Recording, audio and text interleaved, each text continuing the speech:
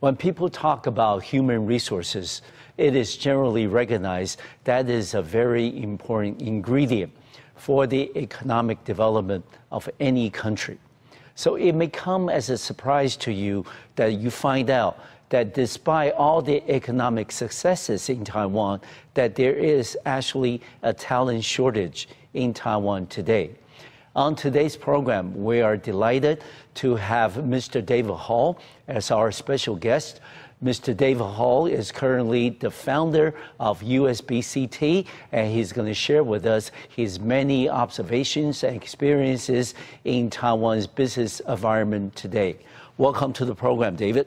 Hi, Ray. Thanks for having me here today. It's a pleasure to be here. Well, it's a pleasure to have you on the program. First, David, can you tell us a little bit about yourself? Where you went to school, where have you worked, and the background about USBCT. You know, why did you set this up, and what was the intention and purpose of USBCT? Sure, Ray. My background begins, I was a U.S. Fortune 100 manager, part of the management team. I helped build 10 startup companies. Did 4 master's degrees, one at Harvard University, and another MBA at Indiana University. So my background is Asian studies. It was a lifelong dream to come to Asia and to work in Asia. I spent 5 years in China, now been here in Taiwan the past 5 years as a permanent resident. Good. And why and when did you set up USBCT? It was a dream of mine to come to Asia, as I mentioned, Ray, and I looked around for the opportunity, and I said, you know, where can I add the most value? Many years ago, started an executive coaching company in Beijing, and since moved to Taiwan, we started a corporate training and development company, and we like to say learning and development. We believe it's important to develop a learning organization. And there's a lot of opportunity here, Ray, as Taiwan reinvents itself as the Silicon Valley of Asia, and hub of Asia, and bridge to the world. Okay. And I don't know if you read this survey from last year, 2015. This is, of course, done by the Manpower Group.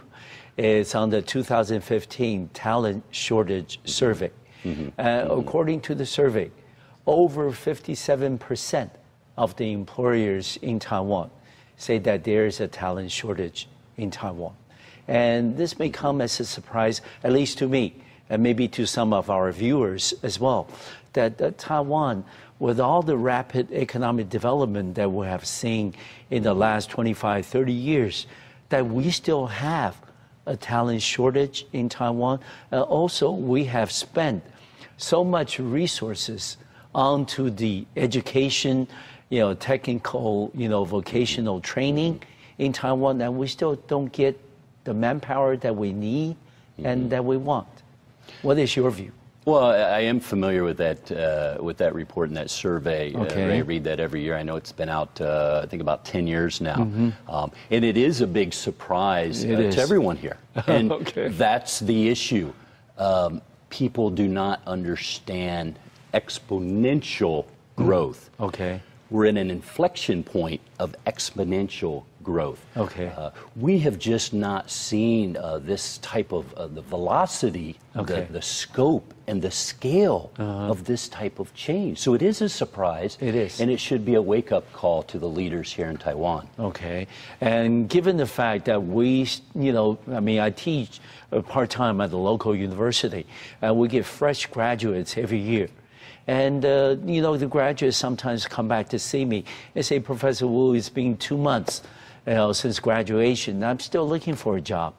So why is it that there is that gap between the, employer expectations in Taiwan and many employees, especially the fresh graduates out of college, unable to find suitable jobs for them? Why is there such a gap? Well, it is a paradox. And as we know here in Taiwan, the organizational structure is a hierarchical structure. Everyone knows it's top down. I just do what my boss tells me to do. these are the things that need to change. Millennials, you know, we have Generation Y and now Generation Z. Yes. Younger people do not fit into this type of culture. They want purpose. They want to see corporate responsibility. They want to work towards something greater than themselves. And they feel that they just don't fit in to this type of culture that we have. You know, we now have 4 to 5 different generations working together. We have the World War II generation, which we refer to as the silent generation. These are our leaders in Taiwan companies. And the millennials just feel that they don't fit into the culture of the organization, and that their contributions are not being recognized. Okay, and they probably felt that they could do a lot more, but the boss only told them to do so much. Well, that's the thing. They come to you know, our training programs. We have a training and development center, and then they go back and they say, "Hey, I get it," you know. Or we go into companies and we work with executives. All the way up, director level, VP level, executive. They say, "Hey, I get it, but how can I get my boss to change?" Exactly. You know, so this needs to come from the top. We need executive champions for this type of change. Okay, that leads directly into my question. You know, with the younger generation, they know, you know, they want to have, you know, their dreams. They know, you know, what they want to pursue. But how about the establishment? You know, how about the top executives or even the middle, you know, managers? Do they recognize that the younger generations want something different than what they had or what they pursued when they were younger 20, 25 years ago? Well, sometimes they just don't get it. They look at the younger generation and say, "Hey, you know, they're lazy, or they don't want to work." They don't strawberry generation. Yeah, strawberry generation. They don't want to work overtime. They want it easy and things of that nature. But it's not true. They go to startups where they work 60, 80 hours a week. They're working towards something greater than themselves, a greater cause. Yes. And they are willing to, and it's about multi-generational management. Yes. Understanding that millennials need constant, they ask for feedback. They want daily feedback, weekly feedback, monthly feedback. They want to know right now what they're doing. They want to know how do I fit into the decision-making process? How do I fit into the big picture? Yes. And, you know, why am I doing this? What is the purpose? Where the older generation, the Generation X, the baby boomers, they may do it out of loyalty. You know, I'll stay late, I'll work late, I won't ask for overtime because I'm loyal to the company. So the executives, the leaders need to see this. And a lot of big companies, traditional companies, are changing. McKinsey, very, you know, seen as a kind of a stuffy kind of traditional company. They're making it you know, more fun for employees. They can make videos, they can be creative. They have group videos that they put together, and they have some great projects. So they're changing, so I know that the other traditional companies here can change. All right. So on the other hand, David, maybe for the, you know, fresh graduates, the younger generations, it is also important to equip them with the right kind of skill sets that they can be competitive in the marketplace. Then how can we, you know, besides, you know, educating or training the executives about what the younger generations want, how can we equip or train the younger generation with the right set of skills that they can compete, they can find their niche in the marketplace? That's right. That's a great question, Ray, and we face that every day. we have to meet millennials where they're at, and that's the mindset that has to change. They're a mobile community. We're looking at talking to companies to provide LMS, learning management systems on mobile devices. We're talking to VR, virtual reality, and AR, augmented reality companies to provide training, near real-time training for millennials, so that they're equipped when they go to the company, and what they're learning is not outdated. So we need to meet them where they're at, and we need to meet them and offer learning that fits into their learning styles. Mm-hmm. And so in a sense that USBCT is sort of like the cutting edge. You know, you got to understand what the employers want, and you have to also be in tune with the employees' expectation, especially the younger generation. How do you then bring the two parties together? Do you offer training courses for both of them? You already mentioned for the younger generations, you know, for them to be trained, to be equipped with the right skill sets. How about for the executives? Yeah, absolutely. We focus on the leaders. Okay. We have an executive coaching program. And we're looking at change management because you cannot do this without change. The famous classicist in organizational theory, Peter Senge, said, people don't resist change, they resist being changed. That's right. So you cannot just roll out some of these innovative programs that we have. It needs to come from the top, and there needs to be alignment, and there needs to be an executive champion. And there's a process for this type of change, and the process needs to be followed, or it can fail miserably. And that's kind of the fear, I think, of this risk that the executives have. All right, but so far so good, though. I mean, the experience. We're seeing change every day. Again, we're in this inflection point. KPMG did a survey of CEOs. 85% see more change in the next 3 years than the past 50 years combined. So it's changing every day. All right, good. And David, you once said, you know, you mentioned that the companies are in the midst of the fourth industrial revolution. Maybe the first three passed me by really quickly, but please elaborate, you know, what you meant by the fourth industrial revolution. Please. Well, I agree. I think they passed me by as well. I've been through many economic upturns and downturns, but I don't know about that many industrial revolutions. Well, we had steam and water was the first industrial revolution. Then we moved into electricity. Yes. Later, electronics and, of course, IT, which affected Taiwan here as a big reason of this, big part of the success. And we're now in a technological cyber revolution with IoT, Internet of Things. We hear these terms every day, big data, AI, artificial intelligence. So we've not seen this scope and velocity. Or the future is not going to be just like the past, but a little faster. It's going to be faster and faster. So the scope and velocity, as I mentioned before, Ray, is increasing, and we need to understand this exponential growth in this fourth industrial revolution. And the training and development that we need to see, it focuses on man and machine working together. Yes. So what's happened, Ray, is we've come full circle. Yes. So we wouldn't think that the human is in the center again, but they are. Humans and human communications are very important when you work with technology, not less important. Okay. And these are the changes that you have seen happening in Taiwan. But let me ask you, for the people that you have come across in Taiwan, do they know this is happening?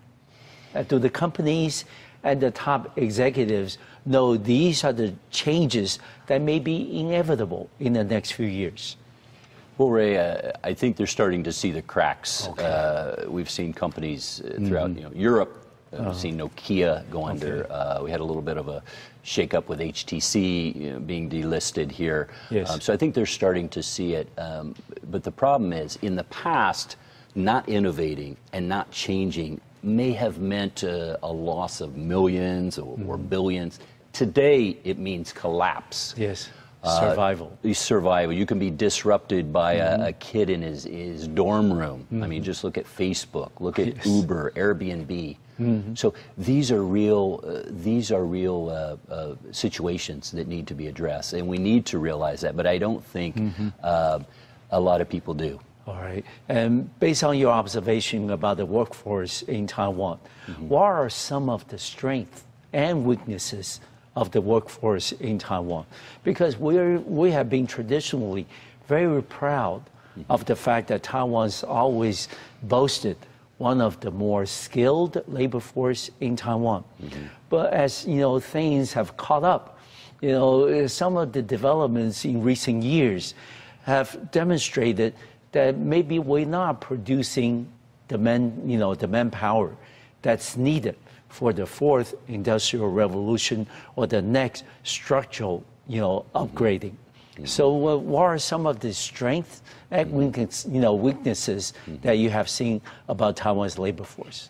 It is one of the most difficult things to get people to realize when you've been successful, you've been the Asian miracle, to get them to realize that what got you here will not get you there. Yes. So now how do you convince someone that of this exponential growth and that the future is not going to be like the past? But we're sitting on, it's right under our noses, it's like the proverbial story of the homeless man. He's sitting on a box and he's begging for money day in, day out, and people walk by and they give him money. And one day, someone stopped and asked, "Hey, what's in the box?" And the homeless guy said, "I never looked."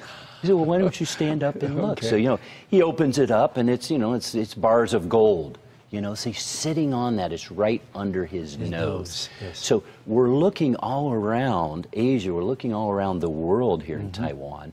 When it's our people. Yes. It's the humans. And it's not a human resource. It should be human, I like to say human capital. Okay. We need to invest in our people. We need to unlock the potential. It's right there. Okay. But we need everybody. It cannot just be the people at the top doing everything. The executives we talk to, they say we're up to here. Yes. We cannot cope in this fast-changing environment. We could do it in the past, but we need everybody. We need diversity. Yes. We need the best of all people. It's group IQ. It's group diversity and group innovation. All right. And David, we know we live in a global village. The national boundaries are becoming blurred. So you have, companies, maybe from the mid-size and up, employing, people who come from a different country, different culture, different religion, or different kind of, living environment, and coming to Taiwan and working the same, company, same conditions. And given the fact that the world is becoming more integrated, then within the company, it is important for the employees to really acquire skills, not only applicable for Taiwan market, but also for the possibility maybe one day they could be sent overseas to another part of the globe, and they need to, somehow assimilate it quickly and be able to apply the skills they have acquired. And how do you then suggest that the workforce in Taiwan develop some type of global skill set? Well, that's right. Taiwan, if you look at the Chinese history, I was a Chinese history scholar at Harvard. So thousands of years of trading entrepôts on the coast of China, and Fujian, and a lot of the Taiwanese hail from, and so the trading villages and managing money, managing risks. So we have this in our culture here in Taiwan, and we just need to unlock that, and that's something that we look to bring out of people, this strength that they have for global commerce, and but we do need a focus now on cross-cultural communications. Yes. In the past, English was enough. When you were a B2B manufacturer, you're making iPhones for Apple or something, engineers could have a basic level of English, and that was good enough. It's different now. Taiwan's creating, developing, innovating their own products and services for a global market. They need to understand other cultures. They need to learn human-centered design thinking for other cultures. It may be different in Germany or France than it is in the U.S. So they need to understand those differences in cultures. And given the fact that we have such rapid advancement of technology, so the things that are happening on the other side of the globe can be instantaneously available in Taiwan.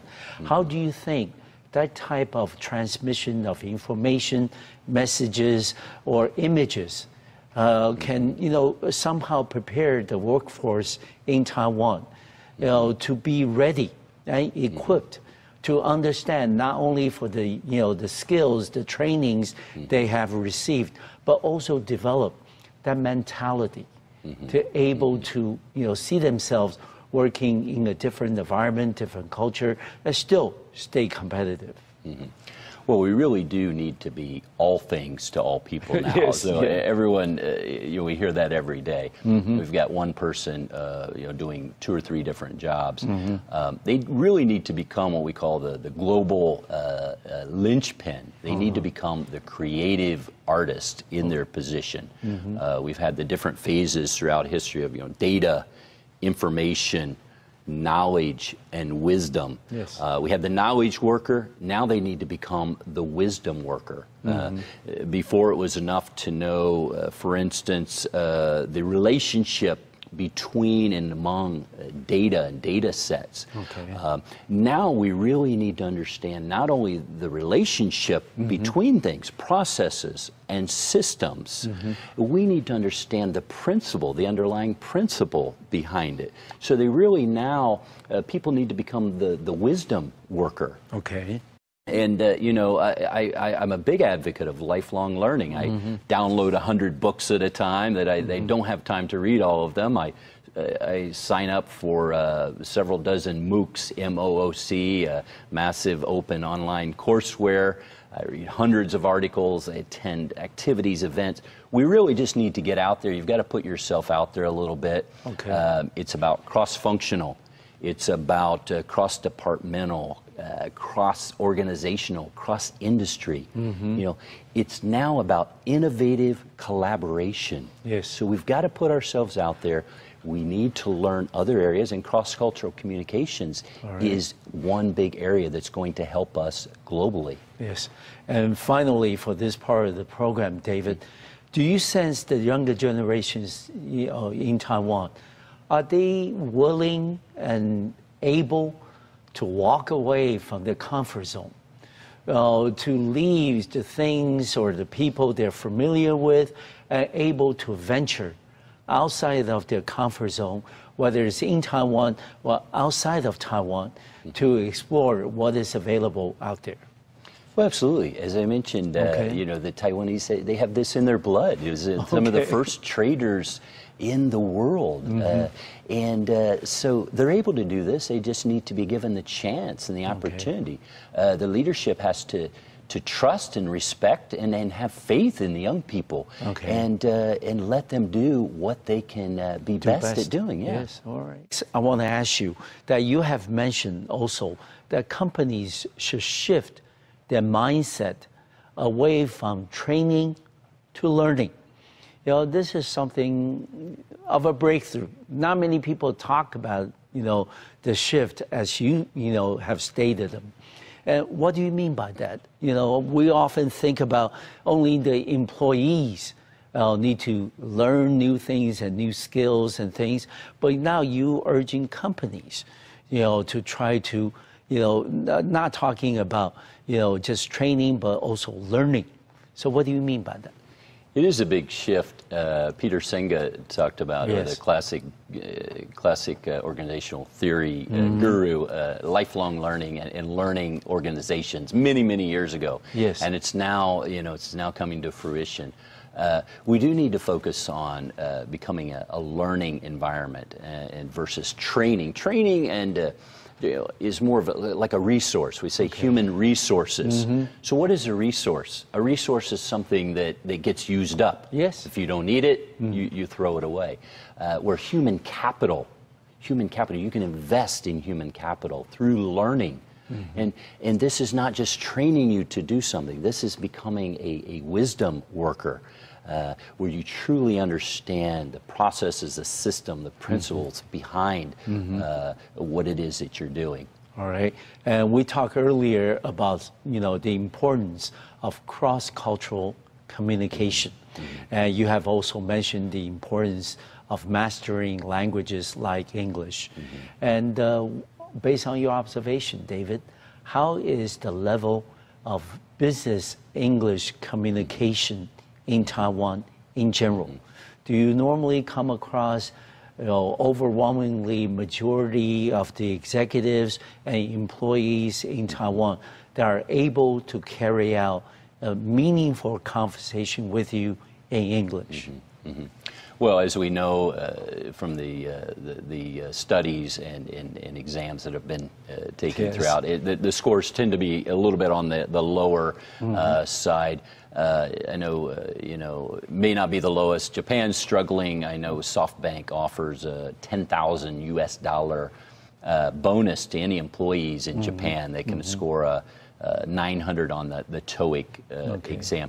We need to do better. A lot of employees have 5, 10, 15 years, 20 years experience, maybe through junior high, high school, college. They haven't had a chance to use it. And in the past, it's been enough. If you were manufacturing something for someone else, more B2B, basic English skills were enough. Now it's becoming more conceptual. You need to understand the principles of things and have conversations on a much higher level. So there's a big need. All right. And what would be the recommendation that you can make for us to improve on that, other than having more programs like Taiwan Outlook? That's a great start. It's excellent. I commend Taiwan for having these types of programs and having English language newspapers and discussions in English. I mean, that's a great start. HR needs to, our human resources departments, they need to take the lead. They need to be, drivers of business and incorporate English language programs, especially business English. It's not enough just to have, I know some companies here will have English language programs, but they need to look for learning programs that incorporate real world business skills, because things are just changing too fast. So you need to understand, say collaboration, creativity, different types of cross-cultural communications, critical reasoning. So you can learn all those things and you can do it in English at the same time. So I would recommend learning and development programs that focus on real-world business skills, but they're conducted in English, which has become the de facto language of business globally. Yes. And, David, you've been in Taiwan for about 5 years. That's right. I think you have discovered that the people in Taiwan, whether they're in school or at work, maybe they have the opportunities to learn about English or other foreign language of their choice. But once they step outside of the school or business, environment, they don't really have the opportunities to speak English, to speak, Spanish or other, languages they might have learned. So, you have traveled quite a bit around the world and also regionally. Do you, do you sense any other, steps that other countries or governments might have taken to make Taiwan a more friendly environment for English users or those aspiring to become a fluent English speaker? What would be some of the examples or suggestions that you can share with us? Well, I'd say, as I mentioned, in Japan, SoftBank offering there's always a financial incentive. Denmark offers a 2-week paid training for anyone that wants to participate in a certified program. There are many examples of using full immersion. Some companies in some countries have gone, you know, the extreme of a full immersion program. Others have, you know, they've added, you know, most of the materials in English. They hold some meetings in English periodically, so that employees have a chance to practice, so they don't get rusty. And they can, and they're learning development companies that can come in. So it's about sharing ideas. You really want ideas coming in from the outside as well. All right, and you know, since coming to Taiwan, we not only having a talent shortage issue, but we have had in recent years exodus of talents away from Taiwan. All right, people, for example, even my colleagues in the academic community, some of them have moved away from Taiwan and went to the Middle East, to China, to Hong Kong, and even Singapore. And this is something, of course, causes a concern in Taiwan. But given the fact that we are in a globalized village, we can't stop the movement, the free movement of capital, human capital, from coming and going. So what Taiwan needs to do is that we can't stop people from leaving, but can we help ourselves by trying to make Taiwan attractive, able to retain foreign talent who might be looking at Taiwan for opportunities to explore, professionally. What do you think? Well, exactly. It's not a time to be protectionist and be reactive. This is typically what happens during down times. We need to do the opposite. You've got to be proactive. You've got to innovate. You've got to create. If you, one company I know, they I'll tell you a story. They had Chinese companies calling in to their employees, and they were afraid that they were going to. We call that body snatching. They were going to steal the employees away to China, and so they blocked all the numbers coming in from China. It should be an environment that is innovative, creative. People shouldn't want to leave. It's a free market, as you mentioned, Ray. It's people can come and go.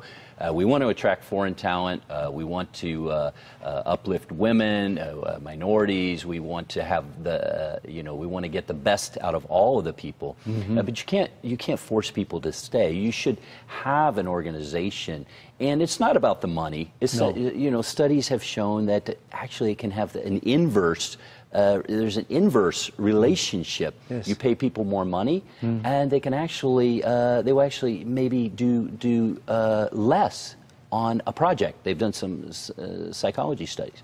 What we need is, ironically, we need a culture of innovation and creativity where people feel like they're contributing to something greater than themselves. And ironically, it doesn't cost a lot of money. It's all up here. It's about a mindset shift. We go into companies and we create what's called a dual processor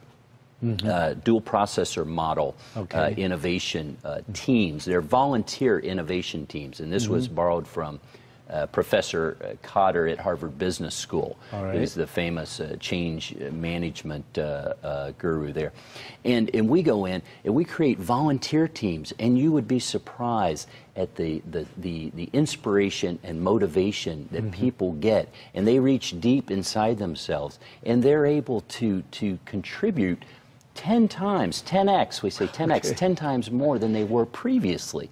So it's really a mindset. People, if they're working towards something, we call the big opportunity, TBO. If they're working towards a big opportunity, they'll stay at the company, and you'll attract, because people talk. The studies have shown. They've done surveys. List the top 10 innovative companies that you want to work for, and people will list them. They know them. They know who they are, and they talk to their friends, and they tell their friends. David, you and I were talking about attracting and retaining foreign talent to work in Taiwan. That I mentioned about the importance of family. When you retain you'll try to retain the foreign talent to come to Taiwan to work, you got to think about the total package. You know, think about the family members, you know, whether they have, you know, for example, school-age children. Are they able to go to international school? Are they going to, you know, be able to involve, you know, in a bilingual program? Maybe for the spouses, would they be able to develop a network of friends, you know, in a reasonably, you know, amount of time? So all these considerations, what is your observation about the conditions that Taiwan offers in those regards? I'd say there's a lot of great benefits. I could go on and on. I think we're right there. We're kind of at the tipping point. All right. And I know the administrations here in Taiwan, they want to attract, you know, hundreds of thousands of white collar workers. So I know it's a big priority. Yeah, big priority. Well, what we can do is, you know, I know that internally inside some of the companies, there's some things you might not think about.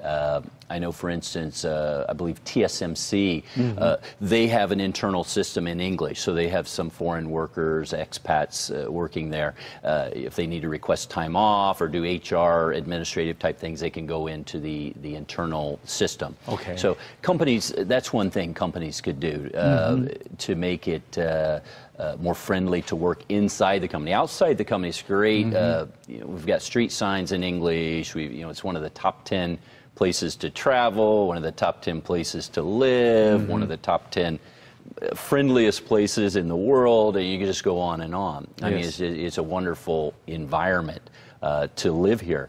I think it's inside the organizations, so they could make it easier for employees inside the organization.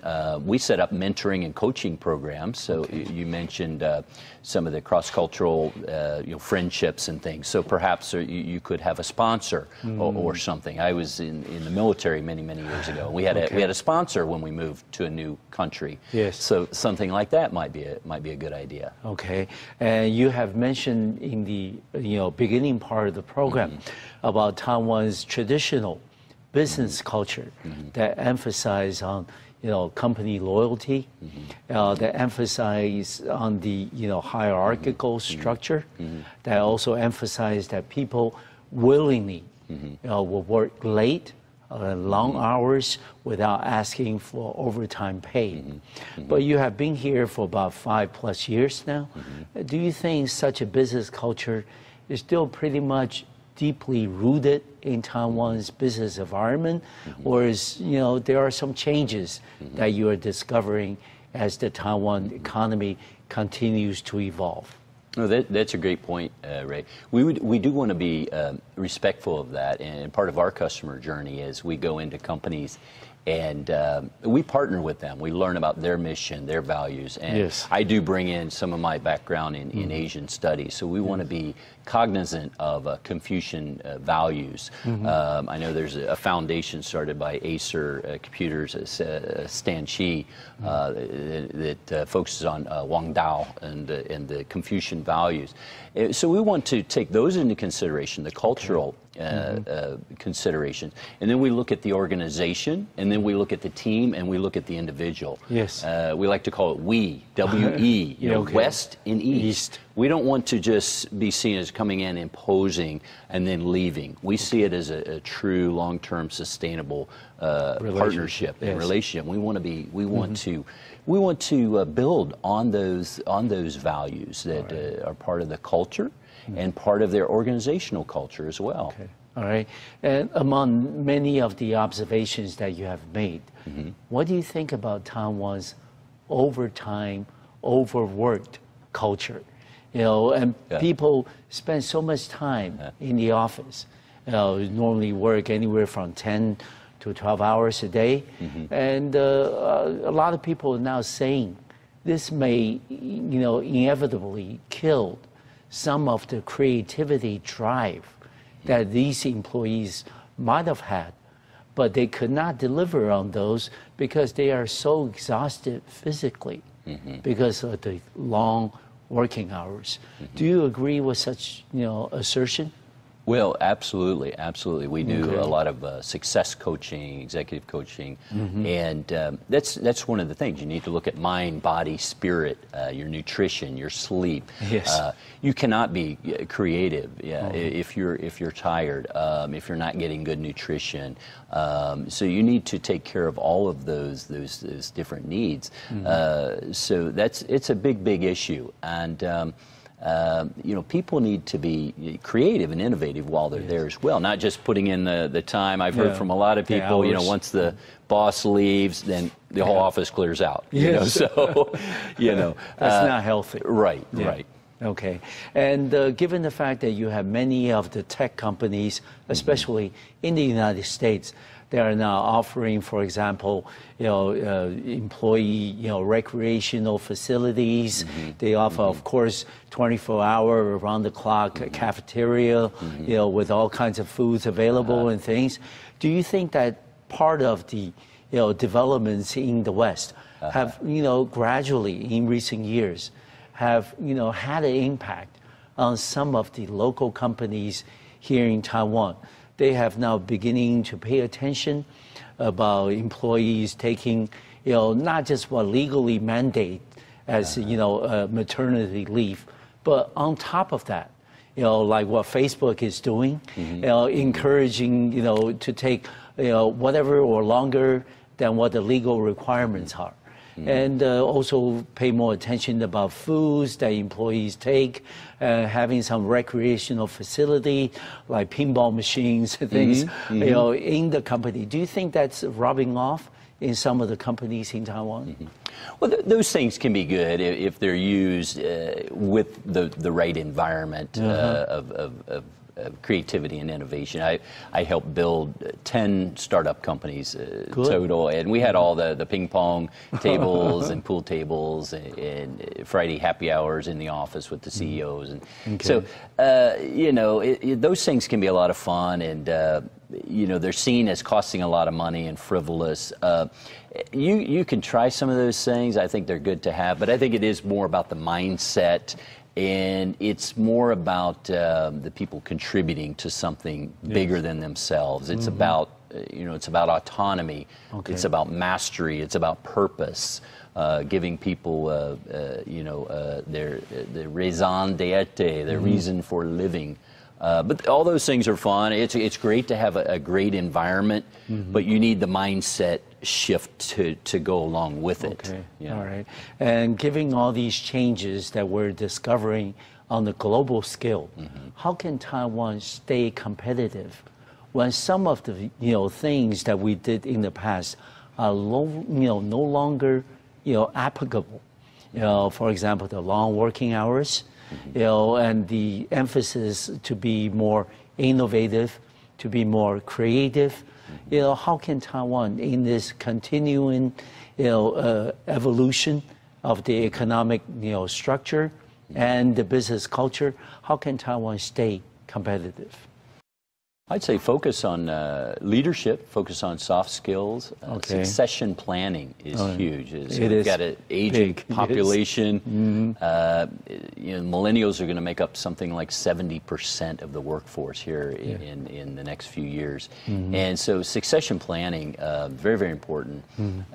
Need to focus on our young leaders, high potential leaders, emerging leaders, and bring them up to speed. They're going to be the ones taking over, and we need to come to that realization and give them the opportunities to excel. Yeah, to excel. Okay, and this is somewhat of an embarrassment, but David, you know what goes hand in hand with long working hours is Taiwan's, generally speaking, low wages, low salaries, and this has been an issue, you know, in the public domain, and people have discussed and debated about this.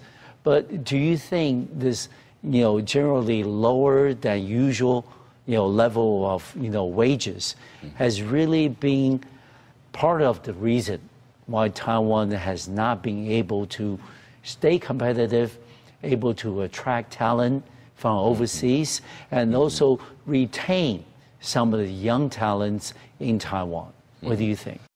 Well, I've seen a lot of Taiwanese that move overseas. Maybe they even take positions in maybe San Francisco or something. Next thing you know, they're with a startup company and they're working 80 hours a week. And we used to calculate our startup pay with startup companies. It might be $3 an hour. Okay. You know, as they feel they're working towards something greater than themselves. Now we do need a minimum. The wages, as we know, are the lowest in Asia.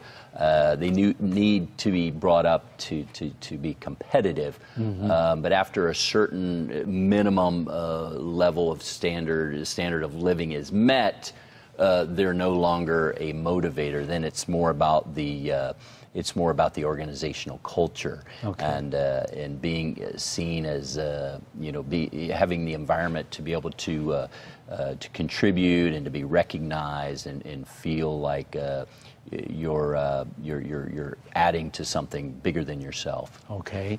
And David, you have been in Asia for about 10 years. That's right. And you have been to many places in Asia. We know Taiwan is in competition with many of the rivals that we didn't have 30 years ago when we experienced the first miracle.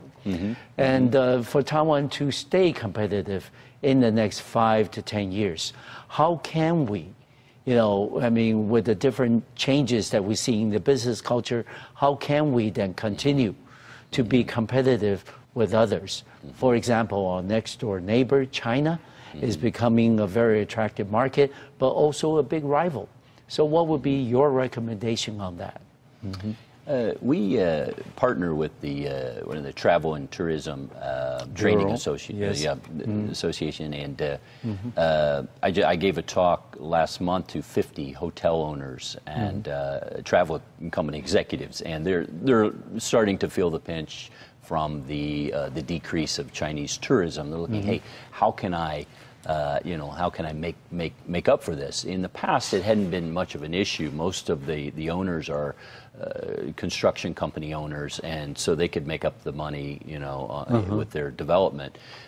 We brought in design thinking. We partner with a Stanford design school professor and IDEO fellow. We offer design thinking for business growth and design thinking for services.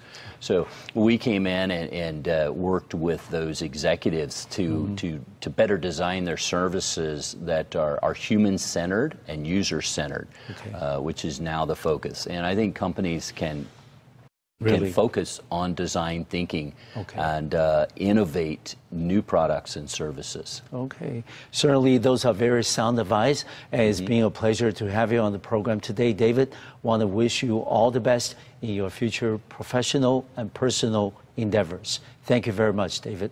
Thank you very much for having me. Okay. Thank you very much for watching our program today. I'll see you next time on MacroView Television. Thank you.